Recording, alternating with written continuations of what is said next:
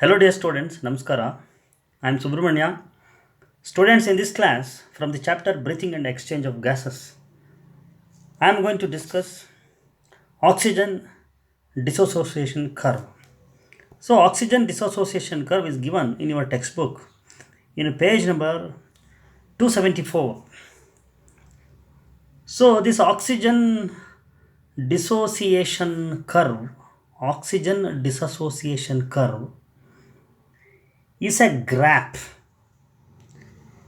It is a sigmoid curve. It's a sigmoid curve. Anything which is in the form of S shape, we consider that to be a sigmoid. You see, it is in the form of S shape.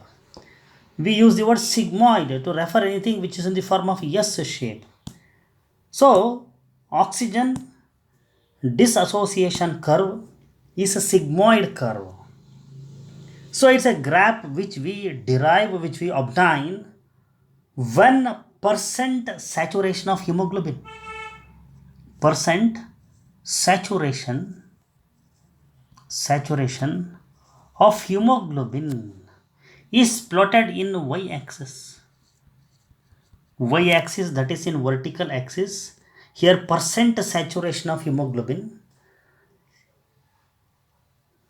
with the partial pressure of oxygen, PO2 of oxygen in x-axis. So horizontal axis, partial pressure of oxygen in mmHg, and in y-axis, in vertical axis, we have taken percent saturation of hemoglobin. In how much of partial pressure of oxygen, how much level percentage wise hemoglobin is saturated with oxygen is the value, is something which we are going to calculate. So when we plot that in partial pressure of 20 mmHg, partial pressure of 20 mmHg, how much of hemoglobin is saturated? You see here, it is saturated almost to this point. That is, it is 20 to the value of 30. When partial pressure is 40, the saturation is somewhere here. That is between 16 to 80, around 70. When partial pressure of oxygen is 60, the value is between 80 to 100, that is 90. And when partial pressure is 80, it is almost here, that is around 95, 96. And it is said that 100% of saturation of hemoglobin is not possible because of the presence of carbon dioxide inside.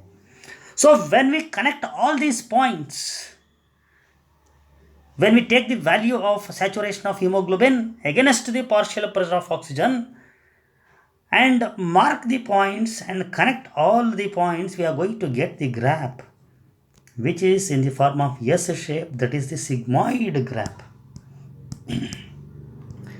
Okay, students, you have understood that what is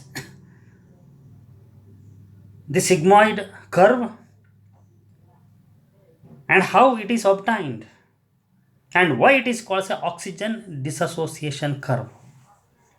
Okay, so this oxygen dissociation curve which we have got is very important to study the saturation level of hemoglobin in different conditions of our body. So what are the different conditions? For example, in our lungs, as I have told you in my previous class, temperature will be lower. In tissues, body tissues, far away from lungs, temperature will be higher because of the cellular respiration, oxidation of glucose.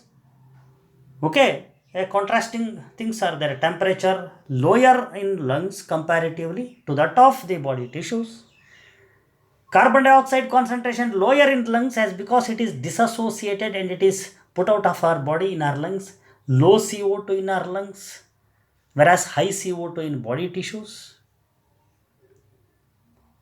And in the same way, in our lungs, the acidity is lower, pH is high, nearing to 7, acidity is lower in our lungs, whereas in our body tissue, acidity is higher. You know why? In body tissues, carbon dioxide combines with the water and releases and forms a carbonic acid which raises the acidity.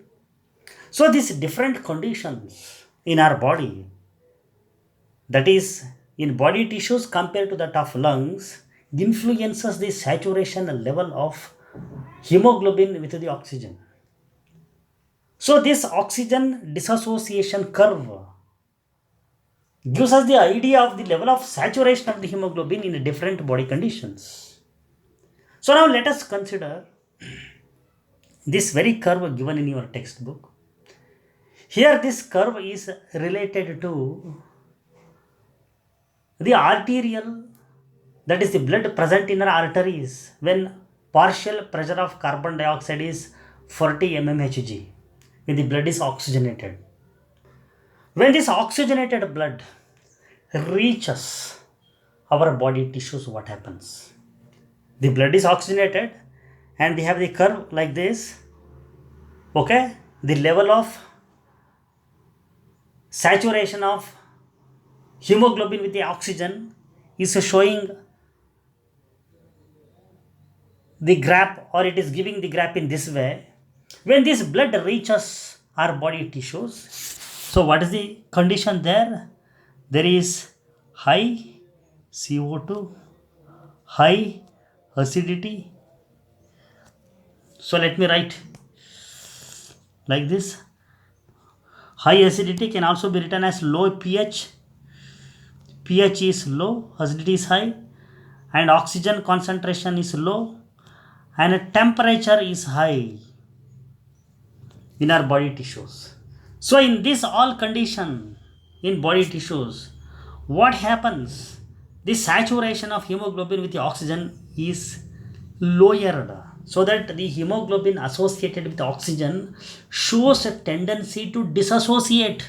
It will show tendency to release the oxygen and become not associated. So the hemoglobin will become free of the oxygen and oxygen molecules are released in body tissues. So here in all these conditions, what happens?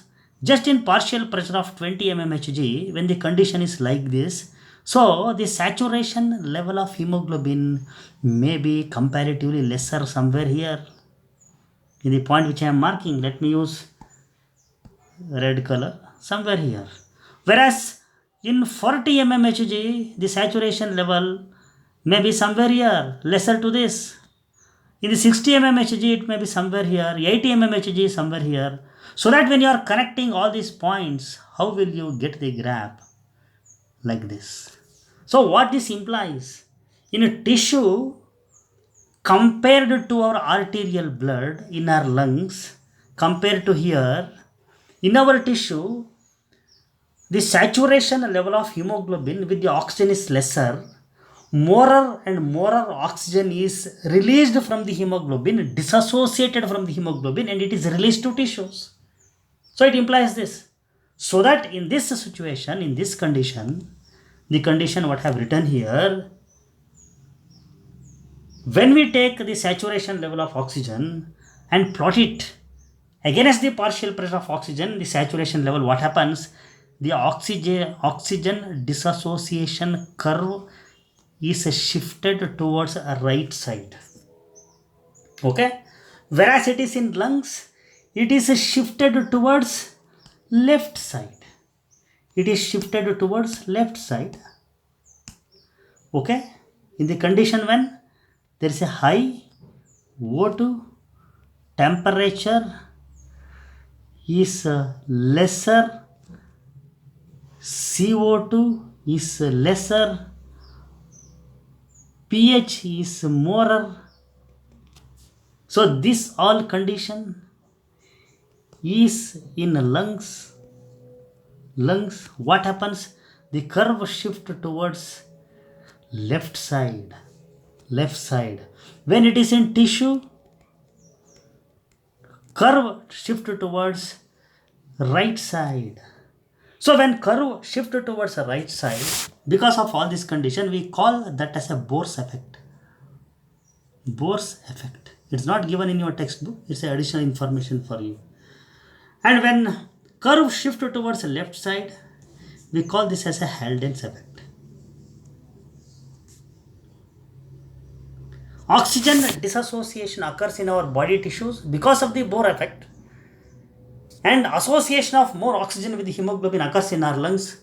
That is the Halden's effect. Okay, so this is about the oxygen dissociation curve. Students, if you have any doubt regarding to this, we are going to join and discuss in our live classes. Thank you all.